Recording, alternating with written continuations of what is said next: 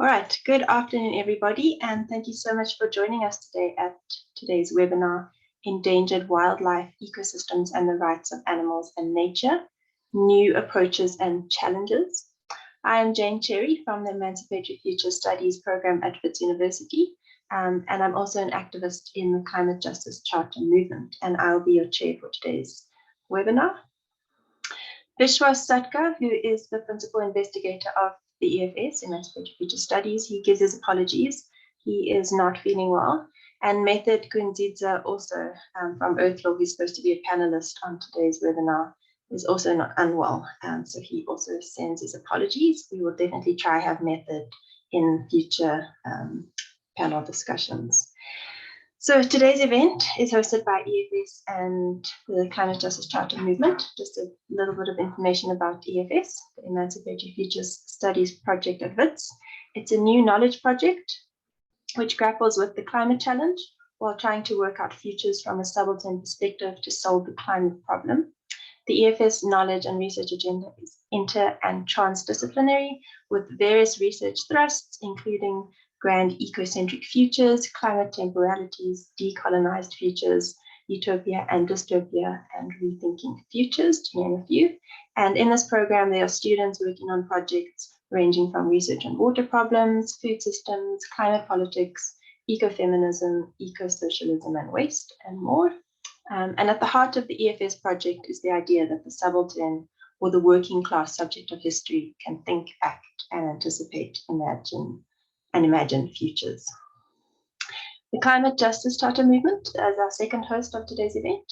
It's a movement built around the process of developing a climate justice charter for South Africa, and it's made up of social justice and environmental activists and organizations, faith-based children's movements, youth and students, and food sovereignty organizations and labor.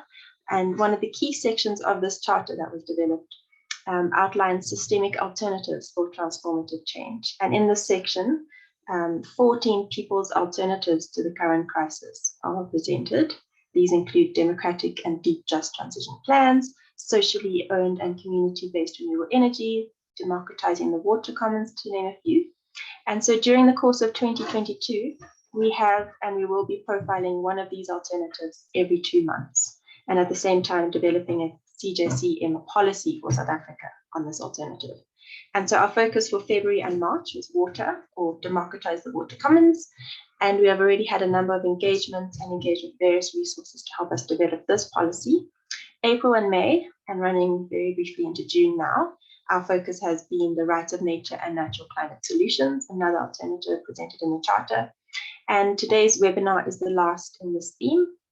And then our focus for June and July will be zero waste and simple living. So do look out for some exciting events in those topics in the future.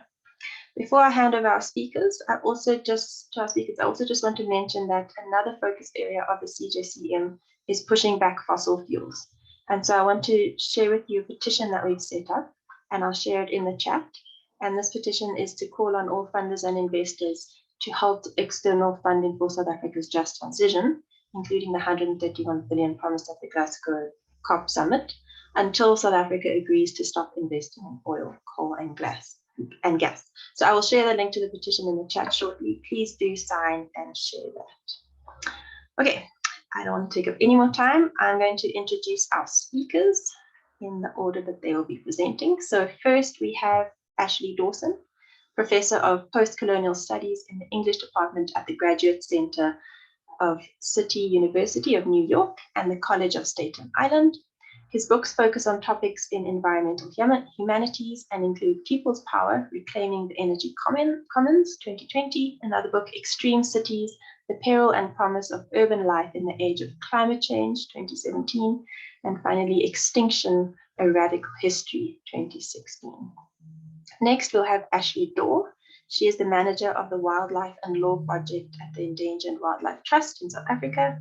She's an environmental lawyer holding a Master's of Law in Environmental Law from UCT and is also admitted as an attorney of the High Court of South Africa.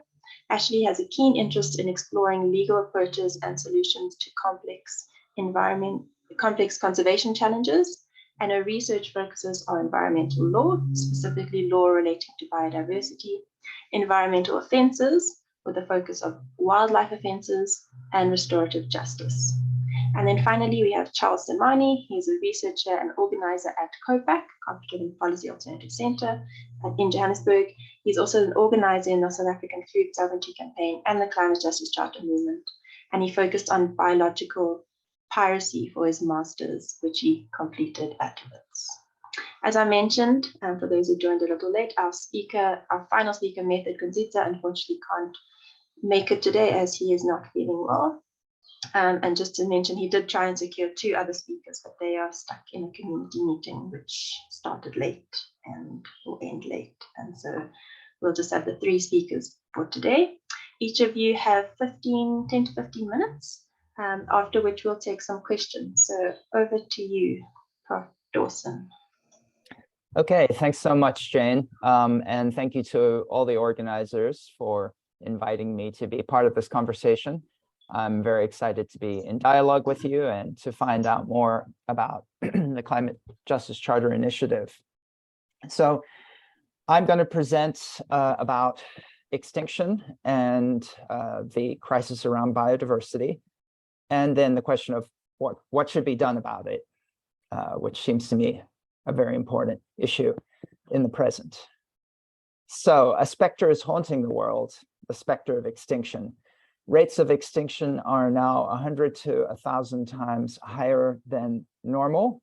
And according to organizations like the WWF, 60% of mammals, birds, fish, and reptiles have been wiped out since 1970 alone. And it's not just mammals, birds, fish, and reptiles. That also includes fungi and plant species. So there's a kind of broad scale sweeping extinction crisis around the world today. And of course, it's concentrated in biological hotspots, places where there's a great deal of biodiversity. But we're not just losing specific species, we're also losing entire populations, so that ecosystems themselves are becoming increasingly impoverished in what scientists call defaunation. So we're essentially losing not just the diversity part of biodiversity, but also the bio part as well, all around the world. And this crisis of biodiversity is also an intersectional crisis in as much as it's linked increasingly to the climate crisis. So the impoverishment of ecosystems that I've just described means that ecosystems are going from, biodiverse ecosystems are going from being important sinks for carbon dioxide into being places that are increasingly emitting carbon dioxide. So the biodiversity crisis is becoming something that is driving climate change, and climate change is something that is increasingly affecting ecosystems and devastating them. So these 2 elements need to be seen as intertwined and intersecting, the biodiversity crisis and the climate crisis. Okay, so that's a very brief overview. The question then is, what are the causes of this crisis? There's a kind of tendency among many liberals, take, for instance, the best-selling author and journalist Elizabeth Kolbert, who wrote this book called The Sixth Extinction, that brought the extinction crisis to the attention of many people in the broader public. So there's a tendency of writers like Kolbert and other liberals to see the biodiversity crisis as a kind of product of humanity in general. Kolbert argues that there's something about the human capacity to organize the world through language and through reasoning that leads us human beings as a species to destroy the natural world. Now, it's not just journalists and members of the broad public who tend to make such sweeping pronouncements. Scientists, mainstream scientists, are also subject to this problematic position. Think, for instance, about the idea of the Anthropocene, which is a geological term, which is supposed to describe the current situation that the planet is in which humanity in general is making changes that are going to be evident in the geological record. The Anthropocene, however, again, universalizes this kind of tendency towards environmental destruction by suggesting that it's humanity in general, that's the anthro in the Anthropocene, that is causing this crisis. And the problem with this way of thinking about things, about the big changes that are going on as a result of the intersecting environmental crises that I've described earlier, is that it ignores historical responsibility and the systemic factors that are driving the crisis today. So what I want to argue, and what I argue in my book, Extinction: A Radical History, is that we need to think about the responsibility of capitalism and colonialism as at the core of the biodiversity crisis. Why is this? Well, in my book, I anatomize 3 deadly contradictions of capitalism that are also connected to colonialism. First of all, capitalism tends to degrade the conditions of its own production by trying to exploit ecosystems as much as possible in order to realize as much surplus as it can. And that also includes degrading the conditions for humanity, but for other species as well. Second, capitalism must expand ceaselessly in order to survive, right? Capitalism basically needs a 3% compound growth rate annually, or else it goes into crisis of some kind, either a recession, depression, or possibly even a huge crash. And that means that individual capitalists have to compete remorselessly with one another, and that leads them to exploit the natural world as much as possible and see any pollution that they might generate or any destruction of other species as a form of so-called externality, to use the term that economists use, something that should not be factored into the calculations of how the system works. It should be external. And then finally, the other and third element of the kind of deadly contradictions of capitalism that I talk about is that capitalism generates a chaotic world system, one that's organized around nation states with national bourgeoisies that are competing with one another to accumulate capital. And this in turn intensifies the extinction crisis, right? Because it tends to generate inter-imperial rivalries, warfare, and a great deal of ecological destruction in the process. In fact, a term like ecocide, the killing of the environment, was invented by scientists in the 1970s who were rebelling against the role that had been given to them of developing weapons of mass environmental destruction for US imperial wars, specifically for Agent Orange, developing Agent Orange, which was a chemical defoliant, which was being used by the US in Vietnam as part of its imperial war in Southeast Asia.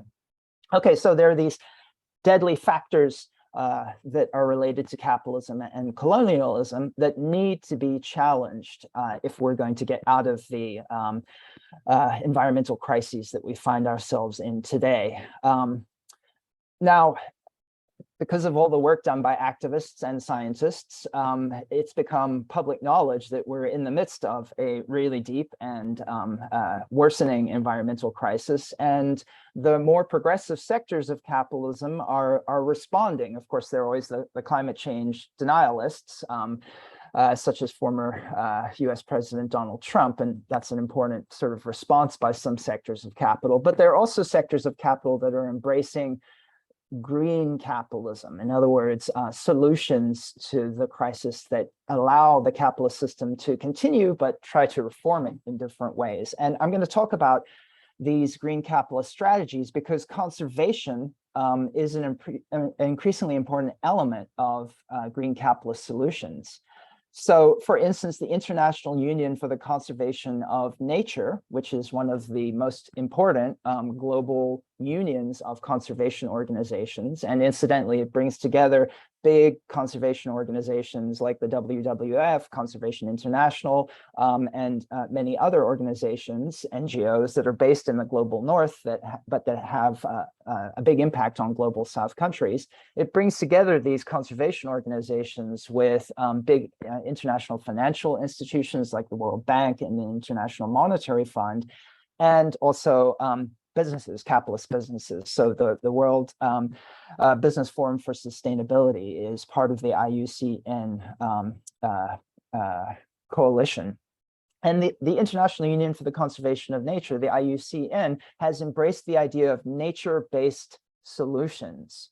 What are nature-based solutions? Well, according to the IUCN, these are actions that protect, sustainably manage, and restore natural and modified ecosystems in ways that address societal challenges effectively and adaptively, that provide both human well-being and biodiversity benefits. So nature-based solutions for them are underpinned by benefits that flow from healthy ecosystems and target major challenges like climate change, disaster risk reduction, food and water security, and health, and are critical to economic development. So that's a quotation from the IUCN. And you'll notice at the end of that long description of nature-based solutions, they mention economic development, right? So we see here, as well as in institutions like the United Nations, that the idea of sustainable development is still very much in play.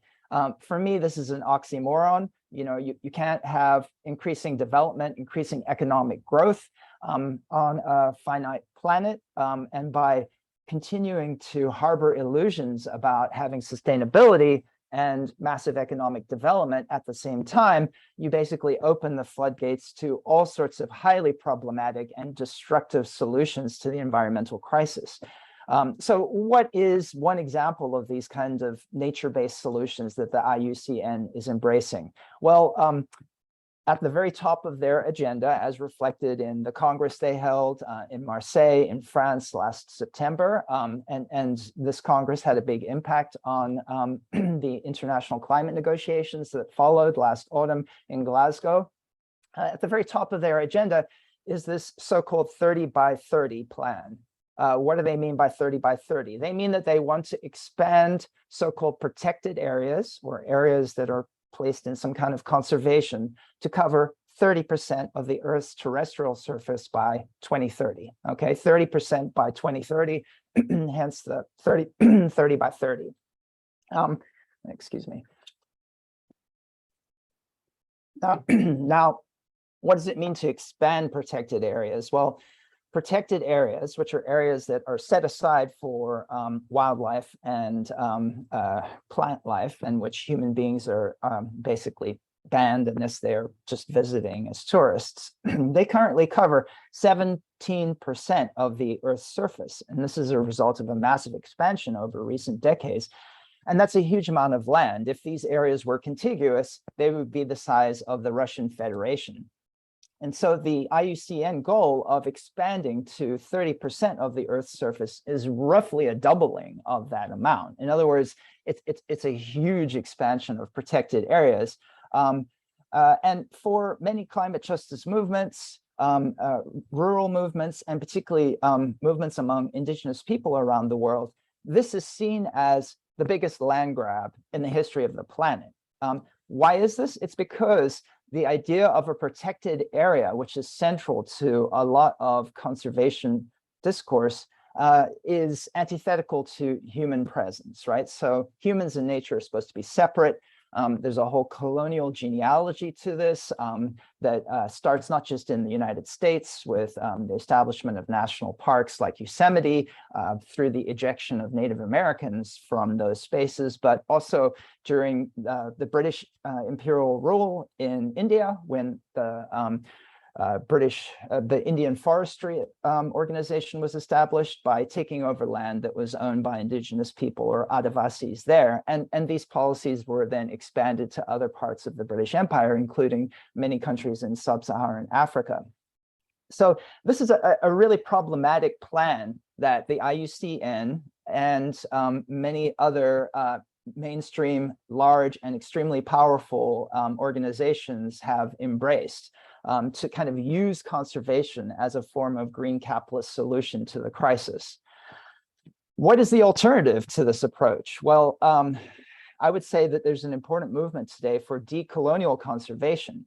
And that means that while movements want to recognize that it's important to conserve fragile ecosystems, that they want to acknowledge that the environmental stewardship of indigenous and local communities has historically been absolutely central to maintaining biodiversity, and that their central role needs to be acknowledged going forward. And that means that we need to insist on free, prior, and informed consent of all communities that are going to be affected by conservation. All too often, conservation areas are established, particularly in areas where indigenous people have forms of customary titling to the land, which nation states don't recognize because it's not part of the Western juridical structure, right?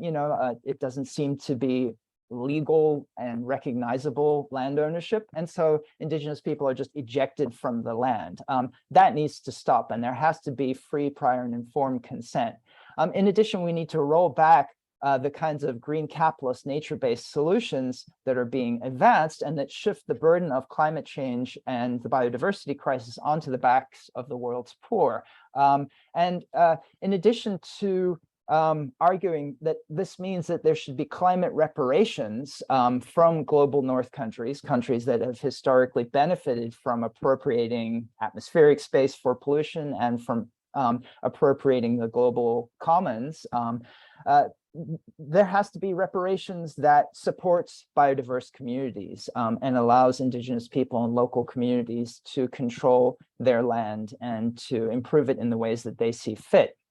And in tandem with that, in order to get around this kind of oxymoron that I described previously of sustainable development, there has to be an emphasis on the degrowth of polluting industries and consumption in global north countries and in the kind of increasingly consumption-based middle classes in global south countries. Now, what would conservation in its decolonial mode look like on the ground? I want to focus on these elements to wrap up my presentation, and I want to bring up the idea of a model that Yvette Perfecto, who is an ecologist, has called nature's matrix. Nature's matrix is based on the idea that instead of seeing conservationism as about setting aside areas for kind of peopleless parks or protected areas, instead, the quality of the natural matrix in rural areas is absolutely critical to biodiversity conservation. And Perfecto and her colleagues argue that this is important because in some of the world's biodiversity hotspots in tropical areas, land spaces have been highly fragmented by the advance of farming, and that the only way to sustain things is to make sure that the ecosystems that are there are managed and stewarded in a sustainable way. And that means shifting the mode of agriculture from one based on monocultural, fossil fuel-based kind of plantation model agriculture that includes eradicating a lot of natural species in the area to one based on agroecology. So I'm going to quote Yvette Perfecto from her book on Nature's Matrix very briefly. Perfecto says, support for a worldwide food sovereignty movement results in promotion of biodiversity-friendly agricultural methods that encourage high-quality matrices, thus increasing migrations to balance the inevitable extinctions that exist in natural habitat fragments. It's a paradigm that suggests a reorientation of conservation away from a focus on protected areas and towards sustainability of a larger managed landscape, away from large landowners and towards small farmers, away from a romanticism of the pristine and towards a material quality of the agricultural matrix, towards nature's matrix. And again, an embrace of agroecological modes of farming, which I can talk about in more detail, is really central to sustaining nature's matrix for Perfecto, and I agree with her argument.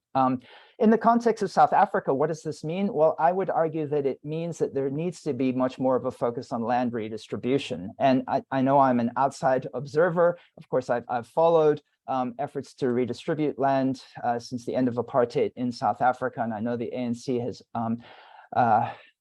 done some of that, but the program has not been as successful as people had hoped. Only about 20% of white-owned land has been redistributed, and government land reform policy has focused on taking over large white commercial farms and basically giving Black farmers control of those large farms. And this is not what Perfecto means when she and her colleagues talk about nature's matrix. Instead, I think it would be useful to think about the demands for rural transformation that an organization like the Alternative Information and Development Center from Cape Town has argued for, and that would be that rural people who lose their livelihoods because of climate change need climate subsidies, they need help in coping with the new climate. That means they need education about agroecological strategies that are appropriate to the environments in which they're farming. And that most of all, there needs to be really significant land reform and land redistribution. And that means that, as the AIDC emphasizes, rural people want just a hectare or two for subsistence farming. They want to emphasize that this is what rural people want. They don't want big white commercial monopoly farms. But I think another element that could be emphasized, in which the AIC doesn't emphasize in their report on 1 million climate jobs, is that this kind of farming could and should be something that preserves nature's matrix and that helps to cope with the biodiversity crisis, and that this is a much better solution than setting aside exclusionary protected areas with all the human rights abuses that come with that model of conservation. So I'll stop there. Thank you very much for listening, and I'm looking forward to the dialogue. All right, thank you so much, Prof. Dawson, for that presentation. I think you've given us something to think about. You've given some very scary stats about bio and diversity loss. You've highlighted what is at the core of the biodiversity crisis, which you say is capitalism and colonialism. And you've also brought to our attention contradictions of capitalism that need to be challenged. You've presented conservation as a green capitalist intervention, and you've argued that we need decolonial conservation as the alternative, including degrowth in global north countries. You've also introduced us to nature's matrix, which I found very interesting, as critical for biodiversity conservation, including the need for agroecology, food sovereignty, land redistribution and reform, and climate jobs. And you're definitely speaking the language of the climate justice charter movement and the charter. So thank you very much for that informative presentation. I'm going to hand over to Ashley Dorr. Thanks very much, Jane. Jane, I just want to confirm that you can see the presentation. Yes, I can see it. Great. So I've decided to pull together a presentation because it's essentially what I wanted to do in the next 15 minutes is take people through a bit of a journey of legal development. It's quite focused oh, my apologies, that shouldn't have come up. But it's very much linked to concepts around the Anthropocene.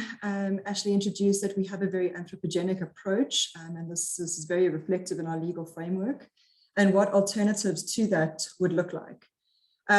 So laws, as I mentioned, are anthropogenically orientated, and they tend to lead themselves to interpretations and applications that treat human interests as more valuable than others, and something that's been particularly prevalent in our very anthropogenic approach to the law in the conservation space is our handling and our relationships with wild animals. And this is really what I'd like to focus on for our presentation today, is the development of well-being. So while we recognize that other jurisdictions, and Ecuador, I think, has really been leading the charge here in their developments of rights of nature, South Africa, our constitution and our constitutional rights in terms of our environment is anthropogenically framed.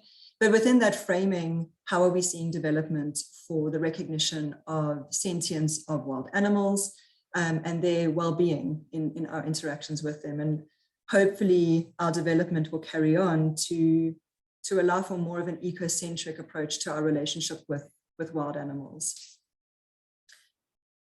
What we'll show through the presentation is a kind of overview of legal development, and I think it's sometimes a bit of a frustration that we see the law as it is and not as it could be. And what these cases, I hope, will show is how we actually have been developing in our relationship and in our understanding of animals. And it covers case law, both looking at domestic and wild animals.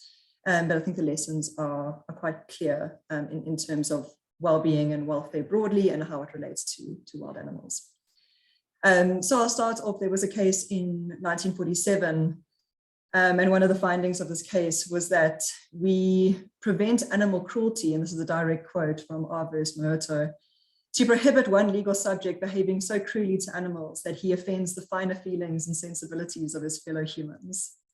And what we'll show through the dialogue of the various courses is this natural progression that we don't just safeguard animals from cruelty and cruel interactions because of the fine feelings of our fellow man, but based on the intrinsic value of those individual animals. So I'd like to start off from a quote, which is from a case, the National Society for the Prevention of Cruelty to Animals versus the Minister of Justice and Constitutional Development, where it was a finding, and this is a direct statement again from the case, that animal welfare is connected with the constitutional right to have the environment protected. And for those who are not familiar with the South African legal framework, we have a constitutional right to the environment captured in Section 24 of our Constitution. And that right in Part B provides to have the environment protected. And one of the measures that we use for environmental protection is the promotion of conservation. And what we're looking at today is now a development of conservation law that starts taking into account well-being of wild animals. So the court found here with the statement that animal welfare is connected with the constitutional right to have the environment protected, and that this integrative approach correctly links the suffering of individual animals to conservation and illustrates the extent to which showing respect and concern for other individual animals reinforces broader conservation efforts. And I think with all of us having lived through COVID recently and its link to zoonosis, that cannot be more clear. But starting off, based in 2008, there was a court case brought by the NSPCA against a man called Openshaw. What he was doing was trying to feed live prey to his tigers. And the NSPCA appealed the decision by the Bloemfontein High Court, which dismissed their interim interdict to prevent Openshaw from providing live feed to the tigers, as it was held by the NSPCA that it contravened the Animals Protection Act. Now, for some procedural reasons, the majority judgment dismissed the appeal with cost, and that was very much focused to the provisions around an interdict in South Africa. But in the minority judgment, this is where we see Justice Cameron coming through, former Justice Cameron now, he's no longer with the Constitutional Court, where he said that the statutes recognize that animals are sentient beings that are capable of suffering and experiencing pain. And they recognize that regressively, humans are capable of inflicting suffering on animals and causing them pain. The statutes therefore acknowledge the need for animals to be protected from human ill treatment. So we have this dating back all the way to 2008. The next case that considered our relationship and treatment of animals that we'll discuss is the South African Predator Breeders Association versus the Minister of Environmental Affairs, and this took place in 2009. This was linked to the hunting of lions as what we refer to as a put and take animal. It's an animal essentially put in an area to be hunted. And specifically in South Africa, these were captive lions that were put in an area and hunted. And the High Court dismissed the application by the South African Predator Breeders Association, finding that hunting lions bred in captivity has damaged the reputation of South Africa immensely. And it's clear on the evidence, and also not disputed by many people all over the world, that the notion of hunting a lion bred and raised in captivity, often by hand, and totally dependent on humans for its survival, abhorrent and repulsive. When this matter was taken on appeal, it was unfortunately reversed, and this is why to date we still have provisions linked to hunting lions as put and take animals. The next case is a criminal case, and this is Chumlong Lemtontai versus the state. Lemtontai was convicted on 26 counts of contravening our Customs Act and 26 counts of contravening our National Environmental Management Biodiversity Act. And essentially what had happened in this case was a range of what is now known as pseudo hunting. But what was important in this matter when it was taken on appeal to the Supreme Court of Appeal is they specifically stated that our constitutional values dictate a more caring attitude towards fellow humans, animals, and the environment in general. So we're seeing this progression of our courts recognizing a more caring, more holistic, more integrative approach to wild animals and our relationship with them. The next case this is a matter involving 2 camels, and they were subject to a sacrificial killing that had gone very badly. And eventually the NSPCA had to come in and euthanize both camels. And because the NPA in this matter had decided not to prosecute, the NSPCA had felt that there were charges in terms of the Animals Protection Act, sorry. And the NPA decided not to prosecute. That's our national prosecuting authority. And the NSPCA wanted to consider whether they could privately prosecute the matter. And this went all the way to our Constitutional Court. And this is really where we see a lot of developments in terms of the court going through all previous cases involving animal cruelty and finding where we sit now. And this is where we have the statements by Cameron in our court, specifically that there's this progression and this development in our relationship with wild animals. And then finally, and this is really the case that brought well-being to the fore in terms of mandates, was the NSPCA in 2020, where they instituted review proceedings seeking to set aside a quota for exporting of lion bones, based on the fact that the then Minister of Environmental Affairs did not take welfare of the lions in captivity into account. And the minister said that it was not her mandate to take welfare into account. And the court held that there's a very big difference between having a welfare mandate and taking welfare into consideration, and that the minister had actually erred in not taking welfare into consideration. And from this, we're seeing a lot of development in our legal framework now that considers what well-being is. So we've seen proposed changes to our National Environmental Management Act with the inclusion of a definition of well-being. And at the time in 2017, this was defined as a state where the living conditions of a faunal biological resource are conducive to its health. So while there are a number of concerns just with that definition, it again shows a progression in terms of our dealings with wild animals. And then finally, and most recently, we have a draft policy that was published in 2020 that is now in our relationship in terms of using animals, seeking to ensure that when you are saying that a sustainable use, that it is a humane and does not compromise the well-being of a wild animal. In terms of more opportunities of what can be done to strengthen the legal framework, we need legal amendments broadly. We are seeing this from a policy perspective and hopefully soon from a legislative perspective. But there's a lot more that we can do in this space. We need to essentially relook at how we look at our permits. It's currently very disjointed across 9 provinces and at our national level. So we refer to the 9+1 system. It allows for different practices to take place in different provinces, with wildlife in some areas suffering more than others. And we need to be more transparent in those processes. And then we need to invest in compliance monitoring and enforcement. And that's critical to ensure that individual animals are not subject to cruel treatment or inhumane treatment. And with that, thank you.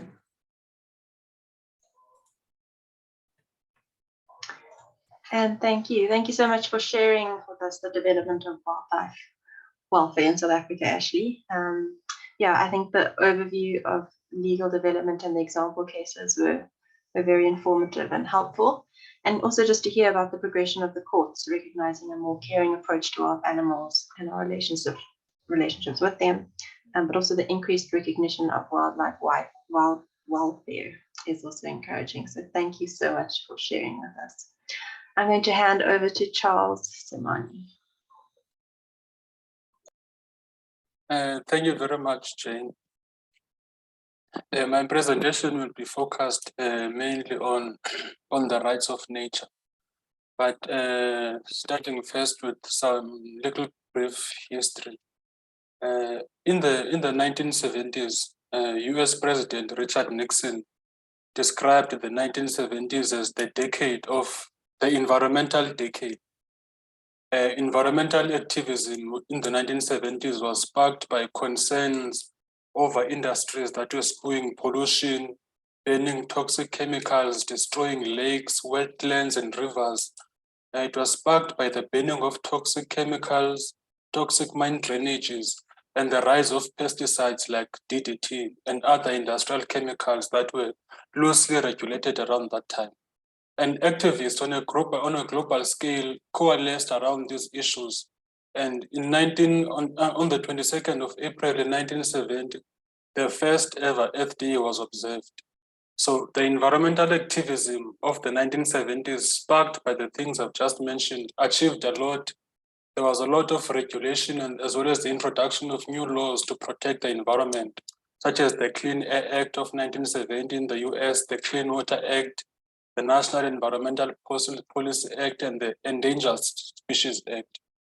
But looking back, one should ask the question, were the laws of the 1970s enough to protect the environment? I argue that the answer is no. And even in the 1970s environmental movements, there were several arguments that the laws which were passed and the regulation measures were insufficient. In his paper published in 1972, Christopher Stone authored a paper titled "Should Trees Have Standing?" And in his essay, he put forth his radical argument that nature's intrinsic rights should be enshrined in the Constitution, and a friend of nature must sue on nature's behalf if nature is being destroyed. Now, his argument was that the laws and the regulations that were passed were insufficient in protecting nature and that they would be defeated.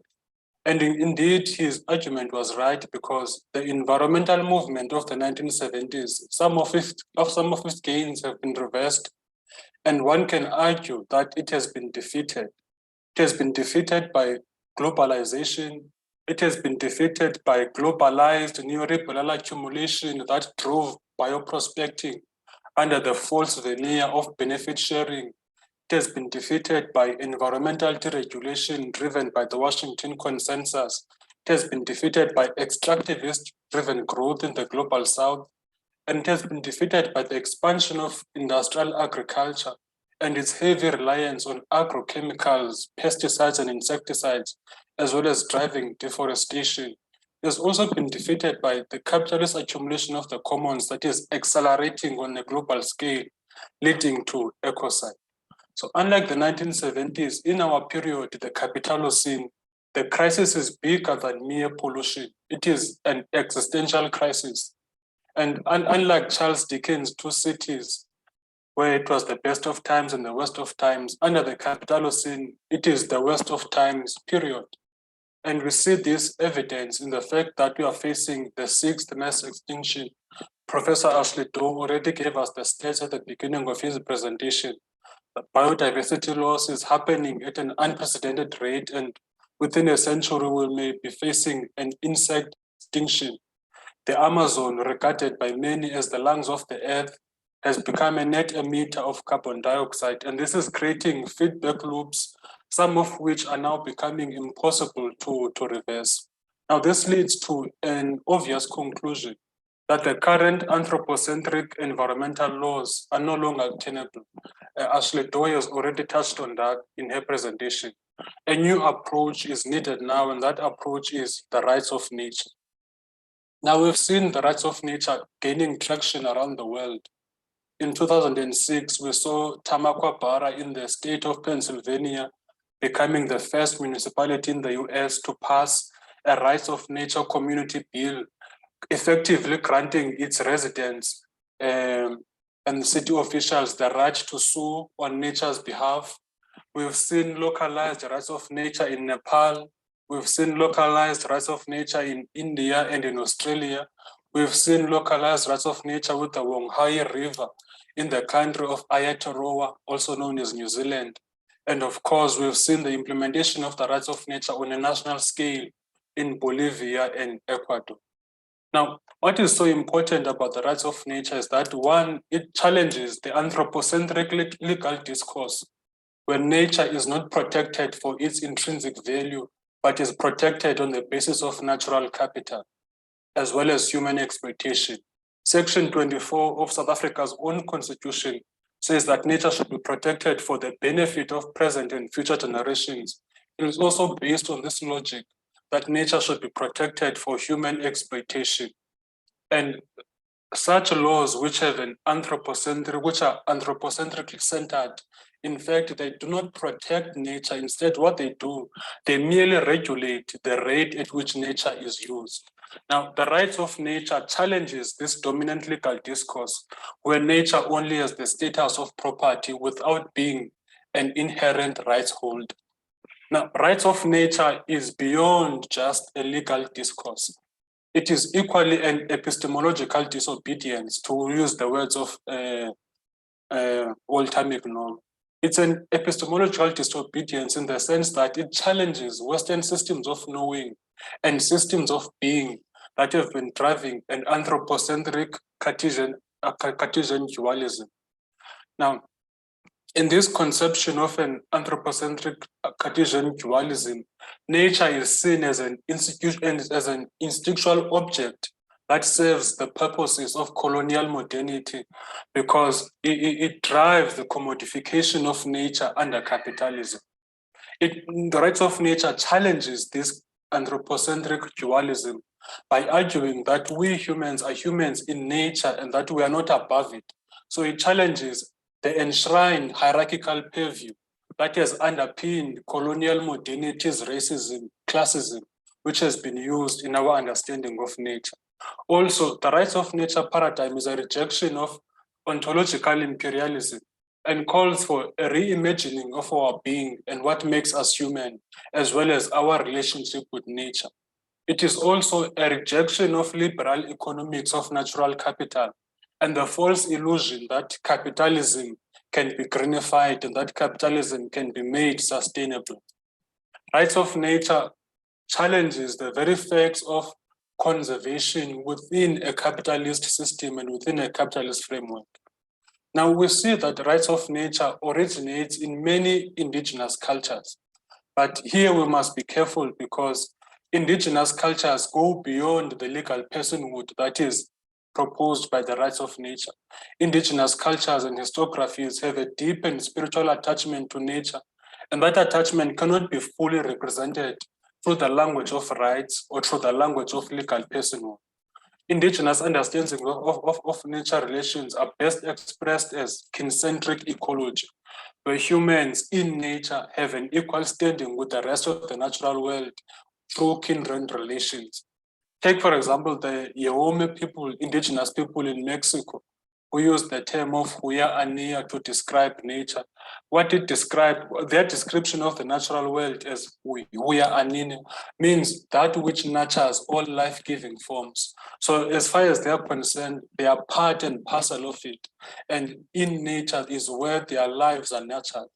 So legal personhood does not fully represent the depth, as well as the radical nature of indigenous cultures.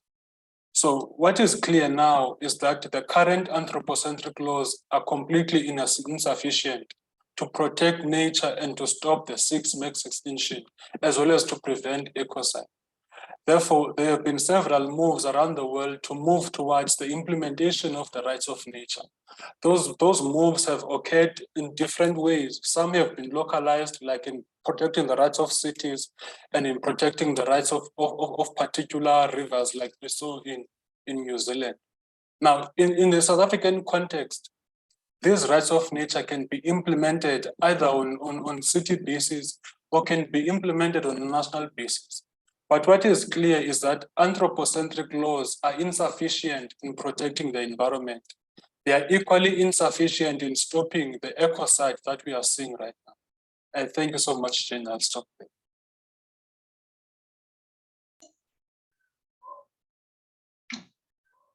That's excellent. Thank you so much, Charles. Yeah, thank you for giving us that overview and history of the rights of nature, starting back in the 70s. And also just for sharing us how Earth Day originated. I did not know that. And yeah, for showing us how the laws and the progress of the 70s are insufficient for today in the face of an existential crisis, but also the sick mass extinction. And yeah, I think you gave a nice presentation on the rights of nature, which is this alternative, which you say is not just a legal discourse, but an epistemological disobedience that argues that we are part of nature and not above it. And I really like what you said, rights of nature should learn from the Indigenous understanding of nature. Yeah, so thank you so much for that, Charles. I am going to now hand over to the floor. So we are going to take questions. If you have any questions, please write them in the chat. You may also raise your hand and I will allow you to speak. So I'm just going to briefly go through the chat here to see if there are any questions. Okay. While I'm looking at it, I see that Jeff Davies has raised his hand. I'm going to allow you to talk, and then we'll take Alexia. Go for it, Jeff. Hello, Jane, thank you very much. I was trying to get back onto the screen, so I didn't put my hand up intentionally, but let me thank you all for this presentation. I mean, I think it's so important, and it's the survival, it's future survival with what we're dealing with. And Ashley, thank you for getting to that nub of the issue of capital that coming to you as a bishop, I say we're not worshiping God, we're worshiping money. And we're told we can't worship both, and money dominates our lives. And this is, I mean, you described it well. We have got to turn away from seeing money as the goal of life to well-being for planet and people. And so thank you, and all strength, and we've really got to keep the pressure up now. Thank you. So that's a statement, sorry, not a question. Thank you, Jane. Thank you so much, Jeff. Lexi, you may speak. Hi, can you hear me? Yes. Okay, great. Thanks, Jane and others. I think my question is for Charles. So Charles, you mentioned right at the end, implementing rights of nature, either at a municipal scale or a national scale in the South African context.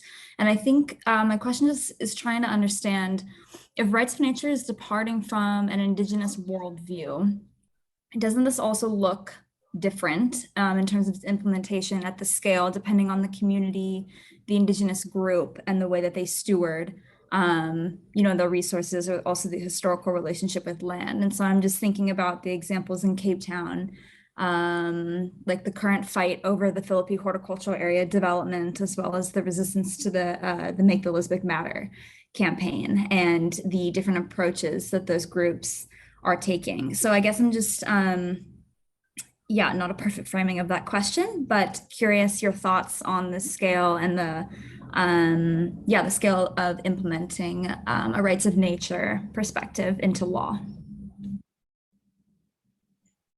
Thank you, Lexi. We'll take another hand from Sarah. Thank you, Jane. Thanks, Charles. Really, your presentation is something I haven't heard before, but it's something that has been sitting with me as a traditional healer and an Indigenous person here in South Africa on our attachment to land. 1913, 13% of, we were given the majority, 13% of the land, 87% to the minority. 27 years later, only 4% of that land has been given back to us, meaning we own less than 20% of our Indigenous land. Now, except the likes of Kosi van Zyl, who are willing to take maybe farm workers and the Indigenous people, incorporate them, mentor them in the use of land, though it's for agricultural purpose, but for spiritual purpose, majority of us are excluded. And at this point, we even living by flat lines. We close to the rivers because we're just trying to survive in our land. And none of the Van Riebeck generation wants to come out and say, we admit the crimes of the past of dispossessing your land, not by us, but by our fathers and mothers and great-grandmothers, then we are willing to come forward. Hence, I'm mentioning the case of Kosi van Zyl in the Western Cape, who has come forward and given that land back to the indigenous owners without this legal process of willing buyer, willing seller. It's people coming out. So there's also another narrative that we will only have development in urban areas, in big cities, and how we should adapt to the current harsh climatic conditions in the cities. Yet the rural areas, that's the narrative, the rural areas continue to be wiped out through the same oppressor, people who oppress us, and the negotiations with our own traditional leaders taking over and making game farms, golf courses, and so forth. And the narrative is that there will be no development in the rural areas, therefore people must be pushed to urban areas.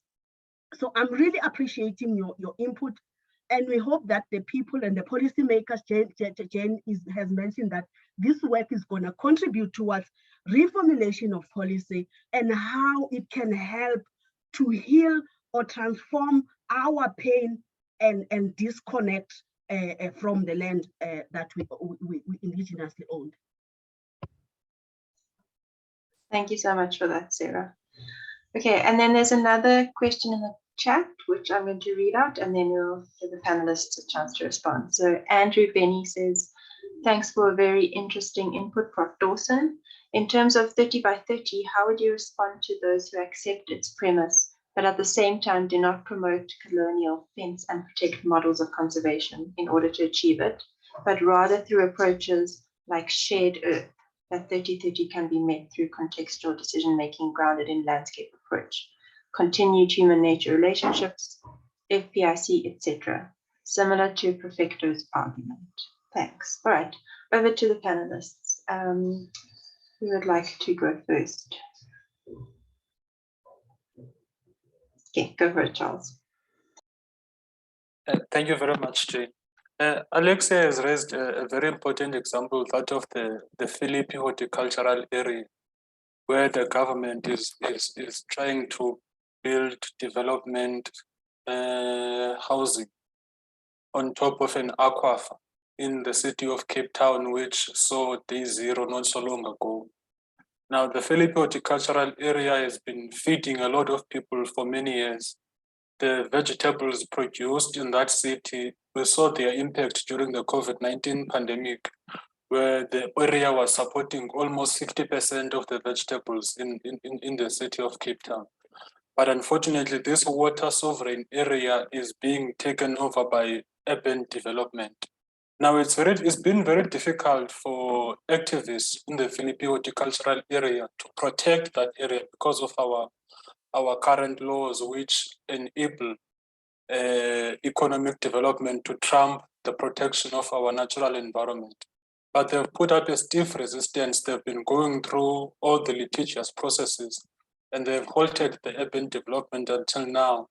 But this just shows just how disempowered people are in terms of using our current laws to protect the environment and to protect nature.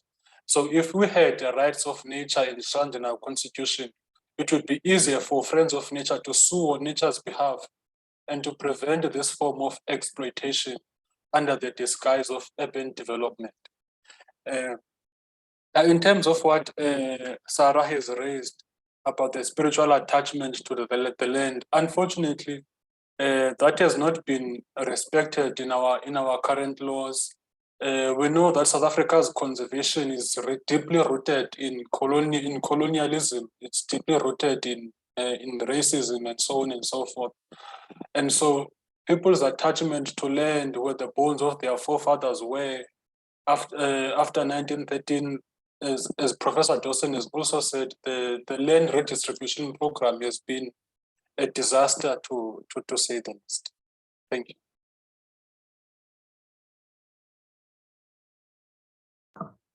Thank you so much, Charles. Professor Dawson, would you like to go ahead? Yeah, sure. I'd be happy to. So thanks for your question, Andrew.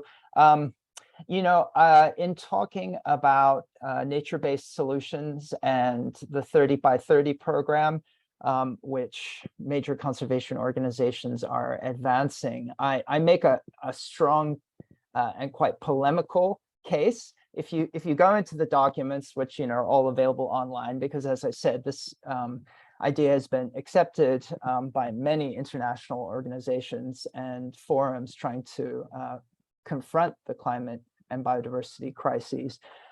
You'll see in these documents that there is an acknowledgement of the rights of Indigenous people and of other local communities. Now, this reflects decades of struggle on the part of Indigenous people around the world. And in particular, it reflects the United Nations Declaration on the Rights of Indigenous People, which, as I'm sure many of you know, includes that phrase that I used about free, prior, and informed consent. And so that kind of language you see often incorporated into these ideas of 30 by 30. You see lots of sort of lip service and rhetorical gestures towards consulting with local people and Indigenous groups, and even an acknowledgement that Indigenous people have the kind of radical epistemological orientation that Charles was talking about in his presentation that is so important to sustaining the planet. But as I talk about in this online presentation that I shared in the chat, someone asked for something that was freely accessible. So I pasted in a link to a piece I wrote quite recently as part of a dialogue about conservation organized by the Great Transition Initiative. And what I say in that piece, close to the end of it, is that even though there's been an effort to reform protected area legislation and the protocols around it that's been going on for almost 2 decades since the World Parks Congress, which incidentally was held in Durban in 2003, nonetheless, there's not a single country where protected area laws recognize community land ownership, right? So new protected areas are often talked about as kind of recognizing Indigenous stewardship, but the land is never actually given back to Indigenous people. And that's true not just in the United States, not just in South Africa, but even in places like Brazil, where Indigenous land ownership is kind of recognized in the Constitution. So there is a very strong fight to be had around this idea of recognizing community land ownership if there's going to be any new establishment of protected areas, and even more broadly in the 30 by 30 target. So what I would say is that we need to recognize that 30 by 30 is de facto a kind of colonial policy. It's a massive land grab, unless it includes protocols for recognition of community land ownership, which, the scholarship I've read, the research I've done shows that this is not the case anywhere at the moment. Thank you, Professor Dawson. Ashley, do you have anything to add at this point? Sorry, I was just busy looking for certain provisions within our legislation just to cross-reference. And I mean, I think points that have been raised about the harm that exists within South Africa based on our history is so critical, and it's something I think as a country we need to be addressing more constructively and more inclusively. In some of the work that we're doing, we have the opportunity to engage with communities bordering the Kruger National Park. And there's a wonderful saying that comes through that work about, not about us, without us. And I think this is a really critical area that's been absent in trying to create redress in the conservation space in South Africa, as it's been very top down and not very inclusive. But I think just in terms of some of the points that were made around the 30 by 30, and I hear the concerns that Ashley's raised in relation to that. But I think it's, at least my understanding of it is that it goes beyond formally protected areas. And I think we need to be challenging ourselves that, conservation areas are not just formally protected, but, subject to other different kinds of land use and land management. And then what I was just looking at while we were coming through are some of the legal provisions that exist within South Africa that I think, sometimes we suffer from not a legislative challenge, but a use challenge. So the provisions are there, but not really used. And within our legislation are tools for community management, for co-management agreements, but these haven't been used well. And I think, Professor Patterson has written quite extensively on that. And I think we need to learn from these lessons in how we go forward more constructively, and linked to, I think it was what Sarah had raised now about access to protected areas, being more inclusive in the approach that we take to protected areas, but at the same time recognizing the value of these protected areas, where they're formally declared or subject to different management tools or legal tools. So I'm going to leave it there. I think it's critical learning that we've gone through, and critical learning that we still have to go through. But I think the key thing is that it needs to be inclusive. Great, thank you so much, Ashley. I just want to bring everyone's attention to Katrina's comment in the chat from Wild Law. She just says that they're part of the African hub of the Global Alliance for the Rights of Nature. So if anyone's interested in the Rights of Nature approach, you can join the hub, and she's provided a link there. Thank you for that, Katrina. There were some hands. They keep coming up and going down again. Okay, if you would like to raise your hand, please raise your hand again. Okay, Marcus. Let's see, your hand is raised. You may speak.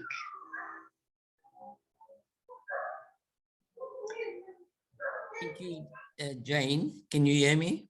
Yes, you can. Yeah, I'm Marcus Solomon from the Children's Resource Center, and our main mission is to build a social movement of children, as different from youth movement. I just want to say I'm extremely stimulated and excited by the different presentations. I think Jane and I think we'll agree it was one of those wonderful programs today.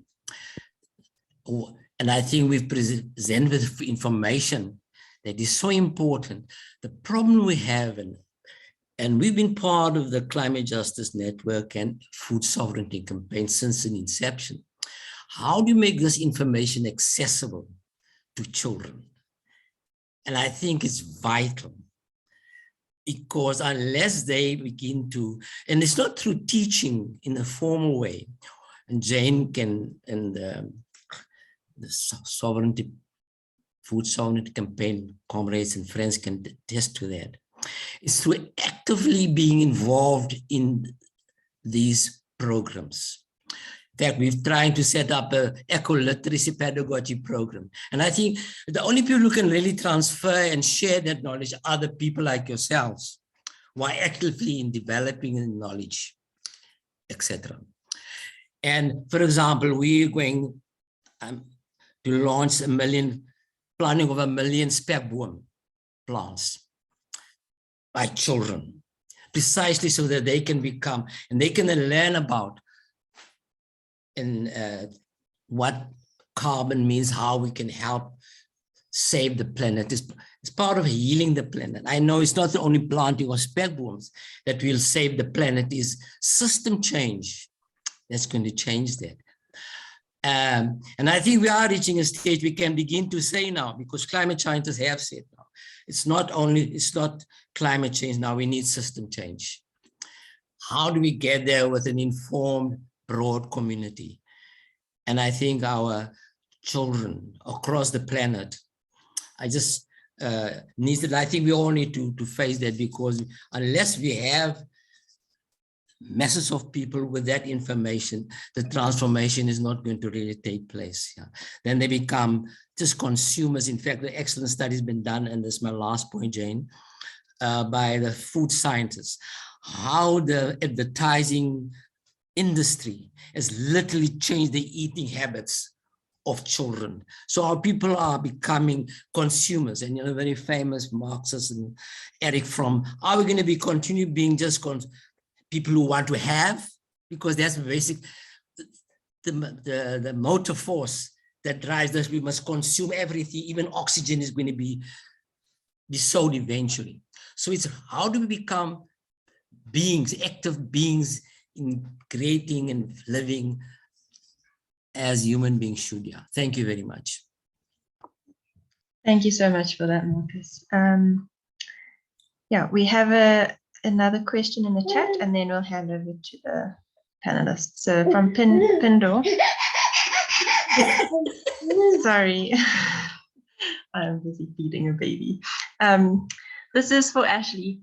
Having noted the progress made by the SA judiciary, so this is for Ashley Dorr, in considering animal rights, I wonder if you or any of the panelists are aware of the Issemang Kaliso Wetland Park, which is a World Heritage Site.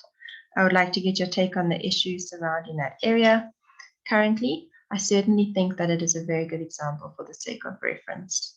And then just a comment from C4, access to protected areas without having to pay inflated tourist prices at the end makes it inaccessible to the local community. All right, over to the panelists. Ashley Dorr, you may begin. Sure. Well, maybe to start with C4's point, and I think this is critically what we need to be challenging. Is it's not about opening gates. It's about an approach to living in an area that is inclusive of all the people that live there. And at the same time redressing historical harm that creates current harm. And I think we also need to recognize that structural injustice is not just a historical element; it is a lived experience, and we need to be proactively addressing that.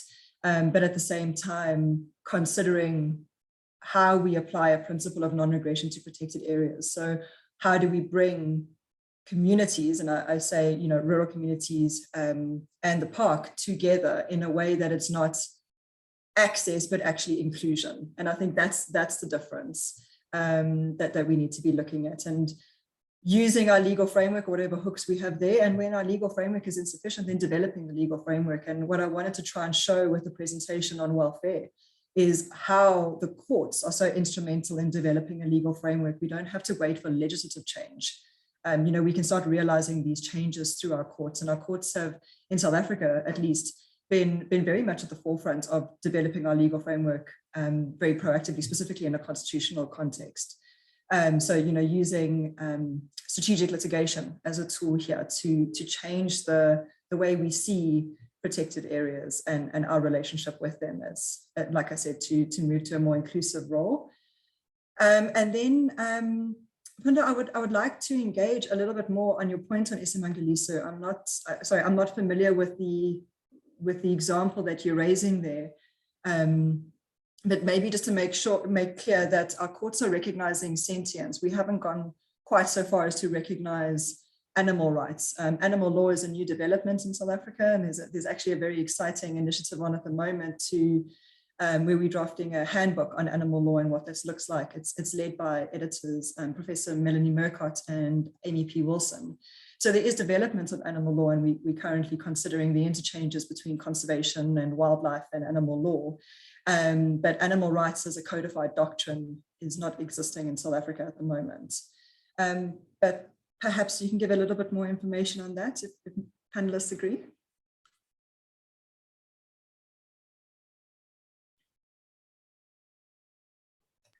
All right, we'll see if Pindor wants to maybe raise your hand or write in the chat. But in the meantime, Prof. Dawson. Okay, just to reply very quickly to the points made. First of all, I completely agree with the previous speaker. I don't remember, was it Simon, who mentioned the need to connect with young people. I think that we need to not just decolonize conservation policies, but decolonize education. And I know, I say that being very well aware that there's been a huge movement around that in South Africa over the last decade. You know, I'm here in the belly of the capitalist imperialist beast in New York City. I teach in a city university, which is accessible to most people, but still education in general is in the United States about getting people into debt and preparing them for occupying a tiny little niche in the capitalist juggernaut. And it has virtually nothing to do with educating people about the issues that we've been discussing in this forum today. So obviously education needs to be totally decolonized and totally reframed. And I know that there are youth movements that are really trying to do that. So, you know, much love to those movements, and we need to figure out ways to support them and be good allies. In terms of the point that Sipho mentioned about access to protected areas, this is the last comment in the chat. I completely agree that that's a huge problem, and it's a systemic problem, right? What you often find when you're looking at the creation of parks or gazetted areas is that the local people get kicked off the land in order to try and attract wealthy tourists, either from centers in country or else, you know, from the core imperial nations in Europe and North America. And it's not just that people get kicked off the land, you know, when they try to forage on their traditional territories, they often get represented as poachers. And so the movements that I've been working with have been documenting all sorts of grievous human rights abuses that have been carried out against Indigenous people and local communities. So I'm just kind of, I see my presentation as really trying to raise a warning flag about this tendency and the ways in which conservation, if it's not done the right way, can lead to all sorts of abuses. And I'm going to add a link right now about with some information that people can look at to how the African Parks Network has been tied to some of the kinds of abuses that I'm dealing with. This is from the World Rainforest Network. So I encourage people to follow that link and to get involved and understand how, you know, concessions to big oil companies, for instance, to drill in areas that are often called conservation go hand in hand with kicking Indigenous people out of the land and committing grave human rights abuses. All right, thank you so much, Prof. Dawson. Charles, would you like to add? Yes, just a response to the points raised by Marcus Solomon. First, Marcus said there will come a time when oxygen will be sold. Well, I can tell you that in South Korea, they already have oxygen clinics where you pay to go in and breathe clean air. And that's the nature of capitalism, to create a problem and then to benefit from that problem. But then the broader and important point, that of taking knowledge to children, it's so important.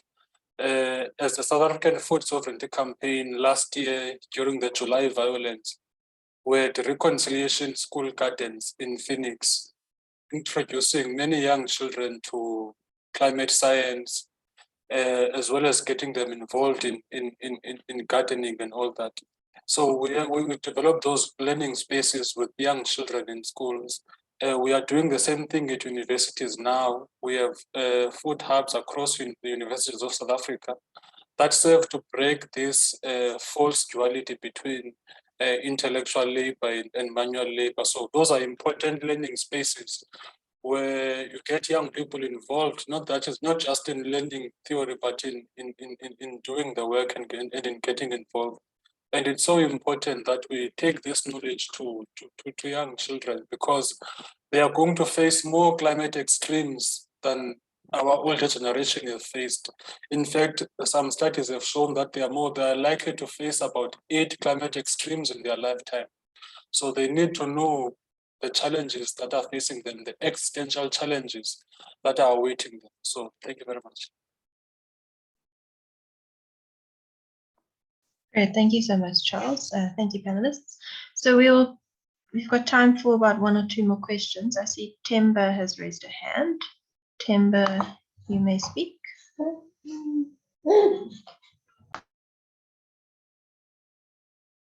thank you so much, Jane. Colleagues, thank you so much for a very great and a very, eye-opening presentation. I am Temba. I'm with the broadcaster here in South Africa. I just want to, kind of like echo the sentiment raised by Prof. Dawson that we just need the whole entire, decolonization of our education system, so that people, they are really aware and conscious, of the issues of biodiversity, But I've realized that it's not the issue of just decolonizing education, but it's just an issue of decolonizing the mindset. And that's why when I come into the point as to how do we therefore, get this gospel spread around, to young people, throughout the whole entire country in South Africa. How do we make sure that this conversation is not only limited to us who are elite and literate, but also that the conversation is really, accessible, to all people across different age, gender, race, class, and all of that. And again, coming to Charles, Charles, I just, you just gave me like a big lesson that, for over the years, we've been claiming, nature as our property, not realizing that as nature, is within us, we are also part of nature. I want to thank you, for that, thought awakening, lesson right there, Charles. At my late 30s, only now that I've learned, I'm learning that actually I am part of nature too, as nature is part of me, and it is not my property, and therefore we need to start now to really coexist. So my question to to the whole entire panel therefore is that how do we therefore make this conversation accessible to all members of of the public in South Africa, and to what extent, Jane, are you willing to have partnerships with broadcasters to make sure that we, we basically neutralize, the discourse and make it accessible, to a far more, population of South Africa? Thanks, Jane, and thanks, colleagues. Thanks so much for that, Tim. Okay, so we have in the chat, Pindo says, perhaps it could be everyone's homework for the day, Issemang Wetland Park as a case study in relation to this discussion. Okay, so everyone's got a bit of homework. And then Jeff says, I missed the answer to Andrew Benny, but I had hoped that designating 30% would be for wilderness and preservation. Those are the last questions that I have, unless anyone would like to raise their hand. Last chance to write something in the chat. Otherwise, okay, there's no hands.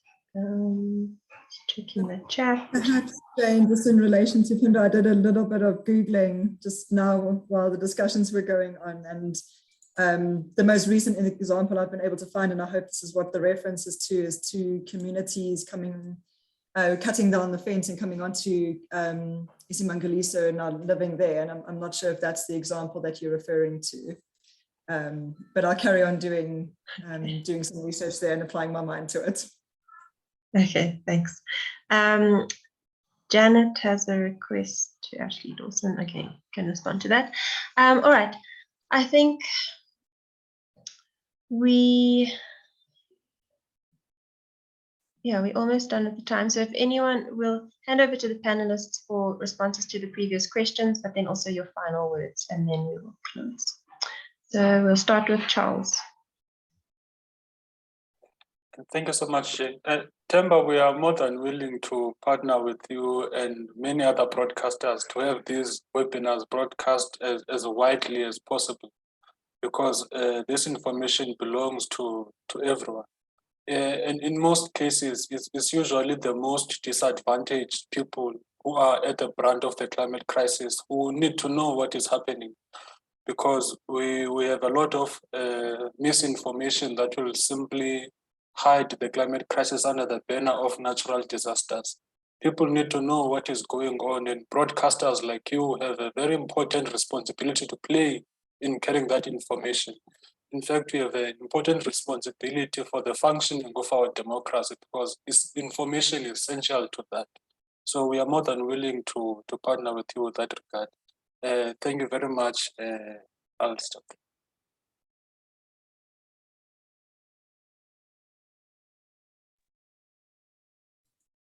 All right, and then Ashley Dorr.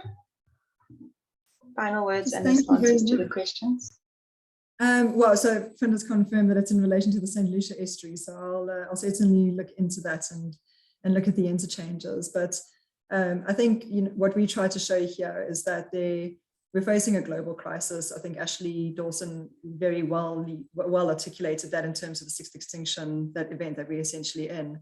And we need to relook at our relationship with wildlife. We gave a very narrow example of how we're doing that from a wildlife welfare perspective, but I think what Charles summarized is actually, shifting our mindset from a rights of nature to a rights of nature perspective, rather, sorry, from an anthropogenic approach.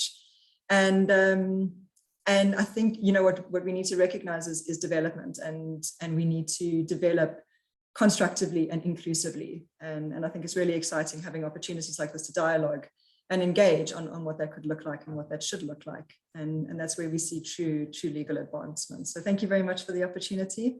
And Pinda, thank you very much for the homework. I'll certainly look into that. Thank you so much, Ashley. Professor Dawson. Thank you, Jane. Well, it's been such a pleasure and such an honor to connect with all of you, particularly meaningful for me because I was born in South Africa. So it's really wonderful to connect with movements and see what you're doing from my position here, as I said, in the belly of the beast. Given the difficulty of shifting things in one of the homelands of capitalism like the US, it can often feel that, as you put it, Charles, we live in the worst of all possible worlds, and that's all we can look forward to. I think it's really important to get involved and try to make a difference, and to shift the kind of sense of political possibility, which I think is what this panel and the work of the Climate Justice Charter in general is trying to do, because we need to find ways out of this crisis. And even if we don't win the fight for climate justice, we're all going to go down fighting, obviously, right? So we need to figure out, sharpen our critiques and hone our ways of mobilizing people. So I think, the work of the Climate Justice Charter movement is really important, and can join what other organizations like that Alternative Information Development Center publication on Million Climate Jobs that I shared earlier in the chat is trying to do, in terms of articulating how a transition away from this destructive capitalist system we're caught up in at the moment can actually be a huge boon, a huge positive thing for the majority in South Africa and all around the world. So again, thank you so much for including me, and onward, and viva climate justice movement. Excellent. Thank you so much, Ashley. And thank you to all of our panelists for your really insightful presentations, and thank you for your time, for joining us today. Thank you too for all our participants for your questions and engagements, and we will use these engagements, the information gathered from these webinars, to inform the Climate Justice Charter movement policy on the rights of nature and natural climate solutions. And then just as a reminder, the focus for this month and the following month is zero waste and simple living. So look out for notices from us on our upcoming events. And then also just to say that we have recorded this webinar. We will put it on our YouTube channel, but we will also share it with all the participants. So you'll definitely receive the recording of the webinar. Thanks again to everyone. Have a lovely evening or day. Thanks, Jane. Morning. Everybody. Bye. Bye. Bye. Bye.